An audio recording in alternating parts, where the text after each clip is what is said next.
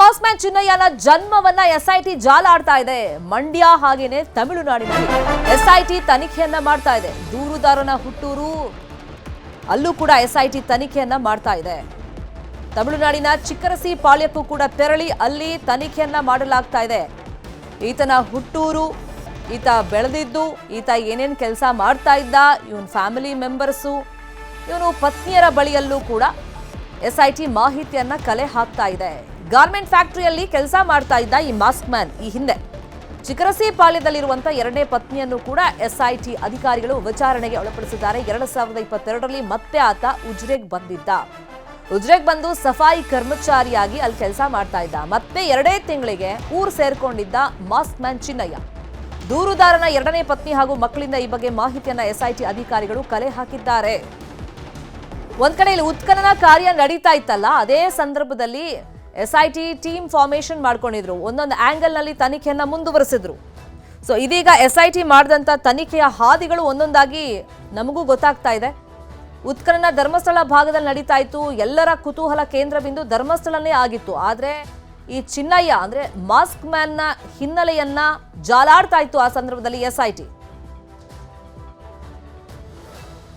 ಖಾಕಿ ಡ್ರಿಲ್ಗೆ ದೂತ ತಬ್ಬಿಬ್ಬು. ಸಮೀರ್ ಹಿಂದಿರೋರು ಯಾರ್ಯಾರು? AI video ಬಗ್ಗೆ ಆತ ಹೇಳಿದ್ದೇನು? ಇದು ಧೂತನಿಗೆ ಖಾಕಿ ತಾಂಡವದ ಸ್ಟೋರಿ.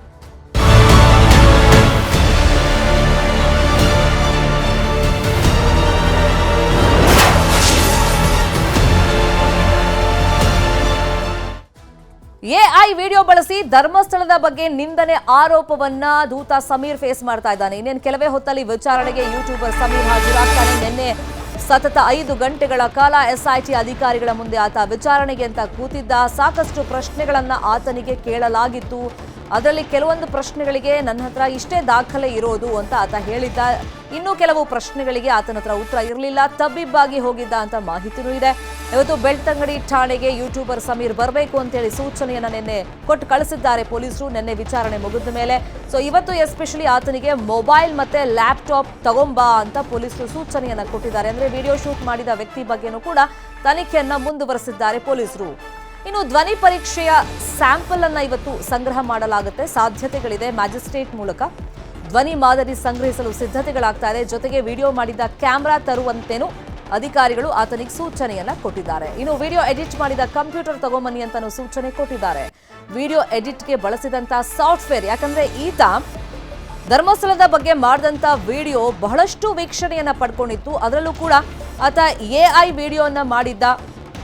ಆ ಎಡಿಟಿಂಗ್ ಸ್ಟೈಲ್ ಇರ್ಬೋದು, ಜೊತೆಗೆ ಆತನ ಒಂದು ನರೇಷನ್ ಸ್ಟೈಲ್ ಇರ್ಬೋದು, ಒಂದು ಸಿನಿಮಾ ರೇಂಜ್ ಅಲ್ಲಿ ಆತ ಹೇಳಿದ್ದ, ಒಂದು ಕ್ರೈಮ್ ಸ್ಟೋರಿ ರೇಂಜ್ ಅಲ್ಲಿ ಹೇಳಿದ್ದ. ಜನ ಈತನ ವಿಡಿಯೋ ನೋಡಿ ತುಂಬಾ ನಂಬಿದ್ರು ಕೂಡ ಕೆಲವರು.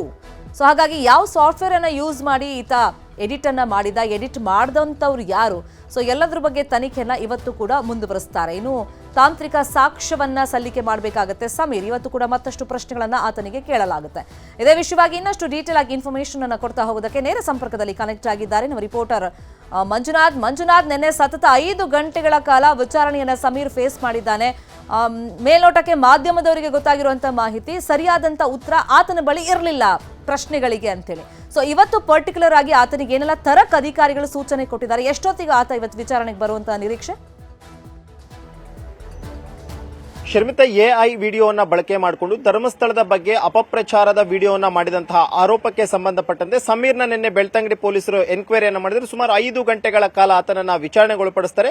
ವಿಚಾರಣೆಗೊಳಪಡಿಸಿದಂತಹ ಸಂದರ್ಭದಲ್ಲಿ ಆ ಒಂದು ವಿಡಿಯೋವನ್ನ ಶೂಟ್ ಮಾಡಿದಂತಹ ಮೊಬೈಲ್ ಎಲ್ಲಿ ಅನ್ನುವಂಥದ್ದನ್ನು ಕೂಡ ಪ್ರಶ್ನೆ ಮಾಡಿದ್ರು. ಜೊತೆಗೆ ಯಾವ ಲ್ಯಾಪ್ಟಾಪ್ ನ ಮೂಲಕವಾಗಿ ಅದನ್ನ ಅಪ್ಲೋಡ್ ಮಾಡಲಾಯಿತು, ಯಾವ ಸಾಫ್ಟ್ವೇರ್ ಅನ್ನು ಕೂಡ ಬಳಸಲಾಯಿತು, ಮತ್ತು ಆ ವಿಡಿಯೋನ ಶೂಟ್ ಮಾಡಿದಂತಹ ವ್ಯಕ್ತಿ ಯಾರು, ಹೀಗೆ ಹಲವಾರು ಪ್ರಶ್ನೆಗಳನ್ನು ಕೂಡ ಕೇಳಿದ್ರು. ಯಾಕಂದ್ರೆ ಸಮೀರ್ ಕೂಡ ಎಕ್ಸ್ಪೆಕ್ಟ್ ಮಾಡಿರಲಿಲ್ಲ ಪೊಲೀಸರ ತನಿಖೆ ಯಾವ ರೀತಿಯಾಗಿರುತ್ತೆ, ಏನೆಲ್ಲ ಪ್ರಶ್ನೆಗಳನ್ನ ಕೇಳಬಹುದು. ಬಹುತೇಕ ಪೊಲೀಸರು ಕೇಳುವಂತಹ ಪ್ರಶ್ನೆಗಳಿಗೆ ಸರಾಗವಾಗಿ ಉತ್ತರವನ್ನು ಕೊಟ್ಟು ಬರೋಣ ಅನ್ನುವಂತ ಒಂದು ನಿರೀಕ್ಷೆಯಲ್ಲಿ ಆತ ಬಂದಿದ್ದ. ಆದ್ರೆ ಪೊಲೀಸರು ಕ್ರಾಸ್ ಕ್ವಶನ್ಸ್ ಕೇಳೋದಕ್ಕೆ ಶುರು ಮಾಡ್ತಾರೆ. ಬದಲಾಗಿ ಆ ಒಂದು ಯಾವ ಒಂದು ಸಾಫ್ಟ್ವೇರ್ ನ ಮುಖಾಂತರವಾಗಿ ಎಡಿಟ್ ಮಾಡಿದ್ದೆ, ಜೊತೆಗೆ ವಾಯ್ಸ್ ಓವರ್ ಯಾರು ಕೊಟ್ಟಿರುವಂತದ್ದು, ಯಾಕಂದ್ರೆ ಅದರಲ್ಲಿ ಕೇವಲ ಸಮೀರ್ ಅಷ್ಟೇ, ಆರಂಭದಲ್ಲಿ ಕೂಡ ಅಷ್ಟೇ ಒಂದು ಬೇರೆಯವರ ಒಂದು ವಾಯ್ಸ್ ಕೂಡ ಅಷ್ಟೇ ಇರುವಂತದ್ದು. ಆ ಒಂದು ವಾಯ್ಸ್ ಕೊಟ್ಟಂತಹ ವ್ಯಕ್ತಿ ಯಾರು ಅನ್ನುವಂಥದ್ರ ಬಗ್ಗೆ ಕೂಡ ಅಷ್ಟೇ ತೀವ್ರ ವಿಚಾರಣೆಗೆ ಒಳಪಡಿಸ್ತಾರೆ. ಆದ್ರೆ ಸಮೀರ್ ಎಲ್ಲೋ ಒಂದ್ ರೀತಿ ಸ್ಟಾರ್ಟಿಂಗ್ ಅಲ್ಲಿ ಇಲ್ಲ, ನಾನು ಧರ್ಮಸ್ಥಳದ ಹೋರಾಟಗಾರರು ಅಂದ್ರೆ ಧರ್ಮಸ್ಥಳದ ವಿರುದ್ಧವಾಗಿ ಹೋರಾಟ ಮಾಡ್ತಿರುವಂತವ್ರು ಆಗಿರ್ಬೋದು ಮತ್ತು ಸೌಜನ್ಯದ ಪರವಾಗಿ ಹೋರಾಟ ಮಾಡ್ತಿರುವಂತವ್ರು ಒಂದಷ್ಟು ಜನರಿಂದ ಮಾಹಿತಿಯನ್ನು ಸಂಗ್ರಹ ಮಾಡ್ಕೊಂಡು ಅದರಂತೆ ನಾನು ವಿಡಿಯೋವನ್ನ ಮಾಡಿದೆ ಅಂತ ಹೇಳಿದ್ರೆ ಅದಕ್ಕೆ ತನಿಖಾಧಿಕಾರಿ ಯಾವುದೇ ಕಾರಣಕ್ಕೂ ಒಪ್ಪಿಲ್ಲ. ಇಲ್ಲ, ನೀವು ಬೇರೆ ಉದ್ದೇಶವನ್ನು ಇಟ್ಕೊಂಡು ಈ ವಿಡಿಯೋ ಮಾಡಿದಂತ ಕಾಣ್ತಿದೆ. ಯಾಕಂದ್ರೆ ದಂಗೇಳುವಂತ ನಿಟ್ಟಿನಲ್ಲಿ ನೀವು ಮಾತನಾಡ್ತೀರಾ, ಧರ್ಮಸ್ಥಳದ ಬಗ್ಗೆ ಅಪಪ್ರಚಾರವನ್ನ ಮಾಡ್ತೀರಾ, ಅಲ್ಲಿನ ಧರ್ಮಾಧಿಕಾರಿಗಳ ಅತ್ಯಾಚಾರವನ್ನ ಮಾಡಿದಿರಾ, ಕೊಲೆ ಮಾಡಿದಿರಾ ಅಂತ ಹೇಳ್ತೀರಾ. ಅದಕ್ಕೆ ನಿಮ್ಮ ಹತ್ರ ಏನು ಪೂರಕವಾದಂತಹ ಸಾಕ್ಷ್ಯಾಧಾರಗಳಿದೆ ಅದನ್ನು ಒದಗಿಸಲೇಬೇಕು ಅನ್ನುವಂತ ಒಂದು ಪಟ್ಟನ್ನು ಕೂಡ ತನಿಖಾಧಿಕಾರಿ ಹಿಡಿದಿದ್ರು.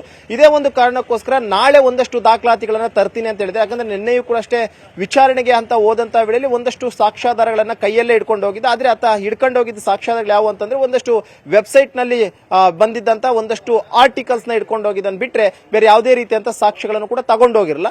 ಆ ಒಂದು ಕಾರಣಕ್ಕೋಸ್ಕರ ಇವತ್ತು ಪರ್ಟಿಕ್ಯುಲರ್ ಆಗಿ ಸಮೀರ್ಗೆ ಹೇಳಿರುವಂತಹದ್ದು, ನೀನು ಏನ್ ವಿಡಿಯೋ ಶೂಟ್ ಮಾಡಿದ್ಯಾ ಅದು ಯಾವ ಮೊಬೈಲ್ ನಲ್ಲಿ ಅಥವಾ ಕ್ಯಾಮರಾದಲ್ಲಿ ಶೂಟ್ ಮಾಡಲಾಯಿತು ಅದನ್ನ ತರಬೇಕು. ಜೊತೆಗೆ ಯಾವ ಲ್ಯಾಪ್ಟಾಪ್ ನ ಮೂಲಕವಾಗಿ ನೀನು ಅಪ್ಲೋಡ್ ಮಾಡಿದ್ಯಾ ಮತ್ತು ಯಾವ ಸಾಫ್ಟ್ವೇರ್ ಅನ್ನ ಬಳಸಿದ್ಯಾ ಅನ್ನುವಂಥದ್ರ ಬಗ್ಗೆ ಕೂಡ ಅಷ್ಟೇ ಮಾಹಿತಿಯನ್ನ ಕೊಡಬೇಕು ಅಂತ ಹೇಳಿದ್ರು. ಅದಕ್ಕೆ ಇವತ್ತು ಲ್ಯಾಪ್ಟಾಪ್ ಅಥವಾ ಕ್ಯಾಮರಾದ ಮುಖಾಂತರವಾಗಿ ಮತ್ತು ಮೊಬೈಲ್ ನ ಸಮೇತವಾಗಿ ಬರೋದಕ್ಕೆ ಹೇಳಿದ್ರೆ ಅದರಂತೆ ಸಮೀರ್ ಕೂಡ ಅಷ್ಟೇ ಬರಬೇಕಾಗಿತ್ತು. ಆದ್ರೆ 10 ಗಂಟೆಗೆ ವಿಚಾರಣೆಗೆ ಹಾಜರಾಗಿ ಅಂತ ಸೂಚನೆಯನ್ನು ಕೊಟ್ಟಿದ್ರು. ಆದ್ರೆ ಆಲ್ಮೋಸ್ಟ್ 12 ಗಂಟೆ ದಾಟ್ತಾ ಇದ್ರು ಕೂಡ ಅಷ್ಟೇ ಇನ್ನೂ ಕೂಡ ಸಮೀರ್ ಯಾವುದೇ ವಿಚಾರಣೆಗೆ ಕೂಡ ಬಂದಿಲ್ಲ.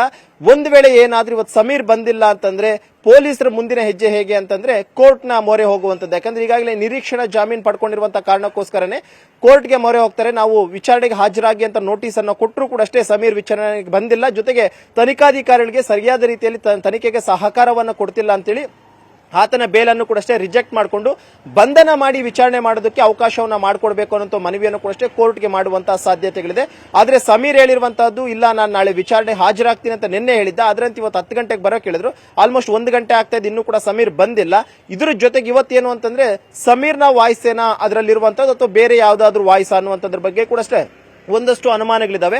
ಆ ಒಂದು ಕಾರಣಕ್ಕೋಸ್ಕರ ನಿನ್ನೆ ವಾಯ್ಸ್ ಸ್ಯಾಂಪಲ್ ಕಲೆಕ್ಟ್ ಮಾಡಬೇಕಾಯ್ತು, ಆದ್ರೆ ನಿನ್ನೆ ಮಾಡಿರಲಿಲ್ಲ. ಬದಲಾಗಿ ಇವತ್ತು ಆತನ ವಾಯ್ಸ್ ಸ್ಯಾಂಪಲ್ ಅನ್ನು ಕೂಡ ಅಷ್ಟೇ ಕಲೆಕ್ಟ್ ಮಾಡ್ಕೊಂಡು ಅದನ್ನ FSL ಕಳಿಸ್ತಾರೆ. ಆ ಒಂದು AI ಜನರೇಟೆಡ್ ವಿಡಿಯೋದಲ್ಲಿರುವಂತಹ ವಾಯ್ಸ್ ಈತನ ವಾಯ್ಸ್ ಒಂದೇನಾ ಅಥವಾ ಬೇರೆ ಬೇರೆ ಇದೆಯಾ ಅಥವಾ ವಾಯ್ಸ್ ಅವ್ರು ಕೊಟ್ಟಂತವ್ರು ಯಾರಾದ್ರೂ ಬೇರೆಯವರು ಇದಾರ ಅನ್ನೋದ್ರ ಬಗ್ಗೆ ಕೂಡ ಅಷ್ಟೇ ತನಿಖೆ ಮಾಡೋದಕ್ಕೆ ಸದ್ಯಕ್ಕೆ ಬೆಳ್ತಂಗಡಿ ಪೊಲೀಸರು ನಿರ್ಧಾರ ಮಾಡಿಕೊಂಡಿರುವಂತದ್ದು. ಒಟ್ಟಲ್ಲಿ ಈ ಒಂದು ಪ್ರಕರಣಕ್ಕೆ ಸಂಬಂಧಪಟ್ಟಂತೆ ಪೊಲೀಸರು ಬಹಳ ಅಂದ್ರೆ ಬಹಳ ಸೀರಿಯಸ್ ಆಗಿ ಇನ್ವೆಸ್ಟಿಗೇಷನ್ ಮಾಡ್ತಿದ್ದಾರೆ. ಧರ್ಮಸ್ಥಳದ ವಿರುದ್ಧವಾಗಿ ಅಪಪ್ರಚಾರದ ವಿಡಿಯೋನ ಮಾಡಿದಂತ ಸಮೀರ್ಗೆ ಮತ್ತೆ ಇವತ್ತು ತನಿಖೆ ಬಿಸಿ ಕೂಡ ಎದುರಾಗ್ತಿರುವಂತದ್ದು. ಆಲ್ಮೋಸ್ಟ್ 3 ಗಂಟೆ ದಾಟಿದೆ ಆತನಿಗೆ ಕೊಟ್ಟಂತ ಟೈಮು. 3 ಗಂಟೆ 10 ಗಂಟೆಗೆ ಬರಬೇಕಾಯ್ತ ಸಮೀರ್ 1 ಗಂಟೆ ಆದ್ರೂ ಕೂಡ ಬಂದಿಲ್ಲ. ಇನ್ನೊಂದ್ 2 ಗಂಟೆಗಳ ಕಾಲ ನೋಡ್ಕೊಂಡು ಬಹುತೇಕ ಸಮೀರ್ಗೆ ಇವತ್ತು ಮತ್ತೊಂದು ನೋಟಿಸ್ ಇಶ್ಯೂ ಮಾಡುವಂತಹ ಸಾಧ್ಯತೆಗಳು ಹೆಚ್ಚಾಗಿ ಕಂಡು ಬರ್ತಾ ಇದೆ. ಶರ್ಮಿತಾ, ಮುಂದಿನ ಬೆಳವಣಿಗೆ